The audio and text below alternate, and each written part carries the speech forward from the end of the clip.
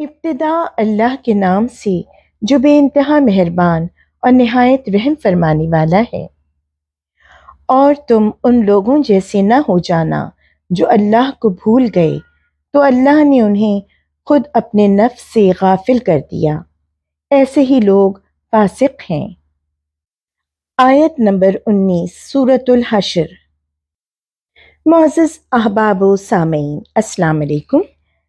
سورۃ الحشر کی آیت مذکورہ انسانی شخصیت کے جس پہلو کی نشاندہی کرتی ہے وہ ہے اس کا نسیان۔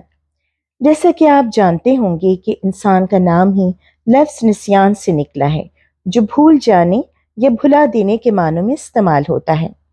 یہاں اللہ تعالیٰ نے ہمیں ہماری شخصیت کے اس پہلو سے خبردار کیا ہے کہ دیکھو، اگر تم نے مجھے بھلا دیا، میرے احکامات سے غافل ہو گئے، تو یاد رکھنا کہ نتیجتاً میں تمہیں تمہارے اپنے وجود سے غافل کر دوں گا۔ اب سوال یہ پیدا ہوتا ہے کہ یہ ہمارا اپنا وجود آخر کس حقیقت اور حیثیت کا حامل ہے؟ کیا خود کو بھول جانے کا مطلب یہ ہے کہ ہم کسی ذہنی مرض کا شکار ہو جائیں گے، عالم خود فراموشی میں مبتلا ہو کر دیوانوں جیسا انداز اپنائیں گے، یا پھر اس بات سے اللہ تعالیٰ کا اشارہ کسی اور جانب ہے؟ آئیے ہم ذرا اس آیت کی گہرائی میں اتر کر دیکھتے ہیں۔ جب ہم اپنے آس پاس دنیا اور اس میں بسنے والوں کو دیکھتے ہیں تو ہمیں معلوم ہوتا ہے کہ دنیا تو معمول کے مطابق چل رہی ہے اور دنیا والے بھی خوب اپنے آپ میں مگن زندگی گزار رہے ہیں۔ تو پھر اس نسیان کے تذکرے سے اللہ تعالیٰ کا مقصد کیا ہے اور وہ کس غفلت کی بات کر رہے ہیں؟ اللہ تعالیٰ قرآن پاک میں ہمیں کئی مرتبہ غور و فکر کی دعوت دے چکے ہیں۔ اس آیت پر غور کرنے سے یہ بات بخوبی واضح ہو جاتی ہے کہ جس غفلت کی یہاں بات ہو رہی ہے وہ یقیناً اپنے باطن، اپنی روح کو نظر انداز کر دینے کے متعلق ہے۔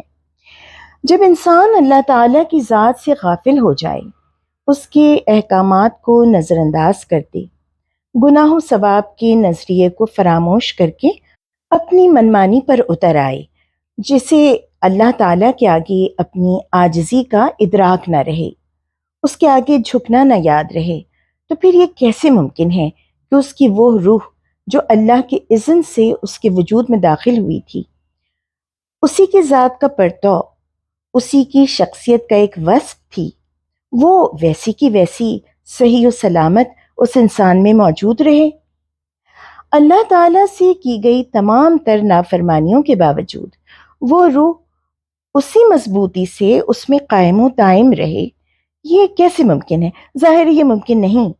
اسی لیے تو اللہ تعالیٰ فرماتے ہیں کہ پھر وہ ایسے انسان کو اپنے آپ سے، یعنی اپنی اصل سے غافل کر دیتے ہیں۔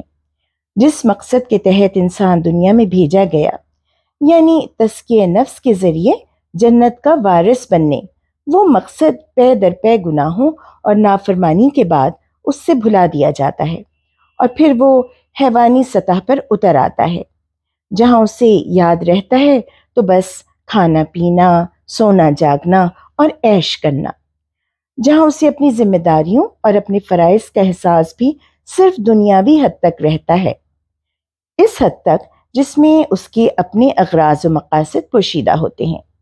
اس کی ہرس اور اس کا لالچ اسے اور کچھ سوچنے کی اجازت ہی نہیں دیتا۔ اللہ تعالیٰ نے ہمیں جن فرائض کو ادا کرنے کا حکم دیا ہے وہ دراصل اس کی کبریائی کو قائم یا نافذ نہیں کرتے، بلکہ ہماری اپنی بھلائی کے لیے ہوتے ہیں۔ ہماری اپنی ذات کے تزکیے میں وہ عبادات ہماری مددگار ہوتی ہیں، ورنہ کیا عبادت کے لیے فرشتے کچھ کم تھے؟ اور جن برائیوں سے ہمیں رک جانے کا حکم دیا گیا ہے وہ ہمیں بڑے بڑے گناہوں سے محفوظ رکھتی ہیں، اس دنیا کو ہمارے لیے رہنے کی بہتر جگہ بناتی ہیں۔ جب ہم ان تمام باتوں کو فراموش کر دیتے ہیں اور زندگی کی ان رنگینیوں میں گم ہو جاتے ہیں جنہیں صرف ہمیں آزمانے کے لیے بنایا گیا تھا، تو ہم دراصل اپنی اصل سے ہٹ جاتے ہیں، اپنی حقیقت بھلا دیتے ہیں۔ یہ بھول جاتے ہیں کہ ہمارا ظاہری وجود تو محض مٹی سے بنا ایک ڈھیر ہے، वैसे ही जैसे और तमाम हैवानात बने हैं।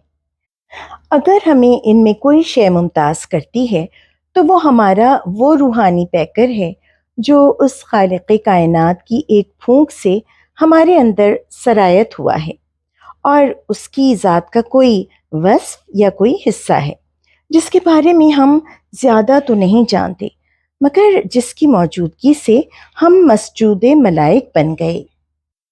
अब अगर हम उसी को भूल जाएं जिसने हमें इतना बड़ा रुतबा अता किया और जिसने हमारे लिए पूरी कायनात बना दी, तो क्या हम इतने बड़े जुर्म के मुर्तकिब नहीं हुए कि जिसकी सज़ा में हमें अपने वजूद से इस दर्जे गाफिल कर दिया जाए कि हम बरोज़ क़यामत ज़लील व ख्वार होकर जहन्नुम की गहराइयों में गिर पड़ें। अल्लाह रब्बुल इज़्ज़त से दुआ है कि वो हमें अपने कहर कसब से महफूज रखे, हमारी गफलत से हमें होश में लाए और अपनी ज़ात की अलूहियत का इदराक बख्शे, हमें राह हिदायत पर गामज़न फरमाए। आमीन। अल्लाह निगहबान।